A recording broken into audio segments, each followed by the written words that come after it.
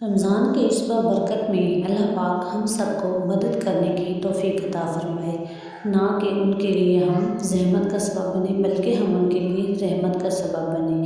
تو اللہ پاک سب مسلمانوں کو نیکیاں کرنے کی اور غریبوں کی مدد کرنے کی توفیق عطا فرمائے۔ تو ہم سچا مسلمان ہونے کے ناطے ہمیں ان کے لیے سہولتیں پیدا کرنی چاہیے۔ رمضان المبارک میں مہنگائی پر اسلامی احکامات۔ رمضان المبارک ایک مقدس مہینہ ہے جس میں مسلمانوں کو نہ صرف عبادت بلکہ اخلاقیات اور سماجی بھلائی کا بھی زیادہ خیال رکھنا چاہیے۔ اسلامی تعلیمات کے مطابق کسی بھی چیز کی ناجائز قیمت بڑھانا، ذخیرہ اندوزی کرنا یا مصنوعی قلت پیدا کرنا سخت گناہ ہے۔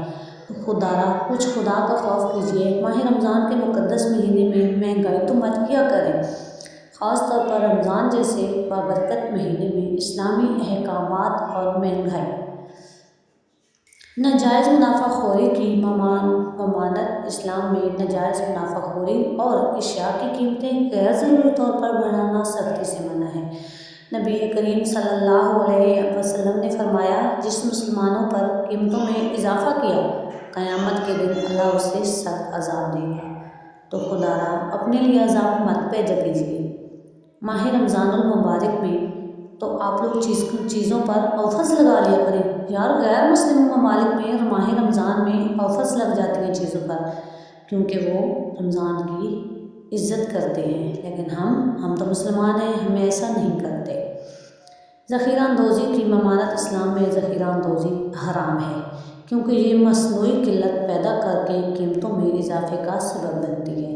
رسول پاک صلی اللہ علیہ وآلہ وسلم نے فرمایا، جو شخص 40 دن تک، نوٹ کر لیجیے، 40 دن تک غلہ ذخیرہ کرتا ہے، وہ اللہ سے بڑی اور اللہ سے بری ہے۔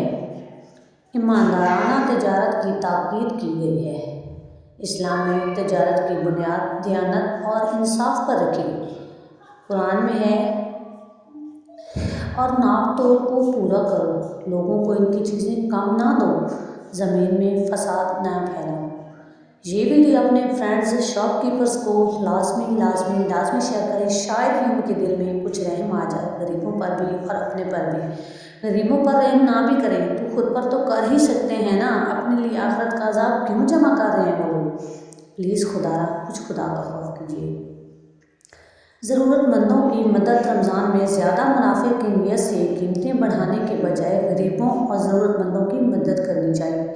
نبی کریم صلی اللہ علیہ وآلہ وسلم نے فرمایا، مسلمان کا بھائی ہے، نہ وہ اس پر ظلم کرتا ہے اور نہ ہی اسے بے یار و مددگار چھوڑتا ہے۔ لیکن ہم کیا کرتے ہیں، ہم تو چیزوں کے ریٹس اتنے بڑھا کر، ایک چیز 100 روپے کی ہے تو اس کی ریٹس 400 کر کے تو اس کو کتنا ذلیل کرتے ہیں۔ جو بندہ 400 کی دہاڑی لگا کر آتا ہے وہ 1 کلو فروٹس کا لے جائے، ایسا تو ممکن ہی نہیں ہے۔ اسلامی حکومت اور مہنگائی پر کنٹرول۔ اگر تاجر ناجائز منافع خوری کریں تو اسلامی حکومت کی ذمہ داری بنتی ہے وہ نرخوں کو کنٹرول کرے، عوام کو سہولت فراہم کرے۔ حضرت عمر رضی اللہ عنہ کے دور خلافت میں جب قیمتیں بڑھیں تو انہوں نے تاجروں کو انصاف پر مبنی کیا، تجارت کا پابند بنایا۔ نتیجہ، رمضان میں مہنگائی کرنا صرف غیر اخلاقی نہیں ہے بلکہ اسلامی تعلیمات کے بھی خلاف ہے۔ تاجر اور دکانداروں کو چاہیے کہ وہ انصاف اور ایمانداری کے ساتھ تجارت کریں اور اس بابرکت مہینے میں دوسروں کی مدد کریں تاکہ اللہ کی رحمت اور برکت ان کو بھی حاصل ہو، ان کو آخرت میں ثواب بھی ملے اور غریب بندہ بھی کچھ لے سکے اپنے بچوں کے لیے۔ جب وہ 1000 روپیہ دہاڑی کر کے آئے گا تو ایک چیز فروٹس کیسے لے کے جائے گا؟ تو اس کے بچے بھی روزے رکھتے ہیں۔ ویسے تو ہم عام طور پر چیزوں کے ریٹس بڑھائیں گے تو وہی لیں گے جن کی ہستی ہوگی، لیکن ماہ رمضان میں ہر غریب امیر کو چاہیے ہوتی ہے چیز، تو خدا را چیزوں کے ریٹس کم کیجیے۔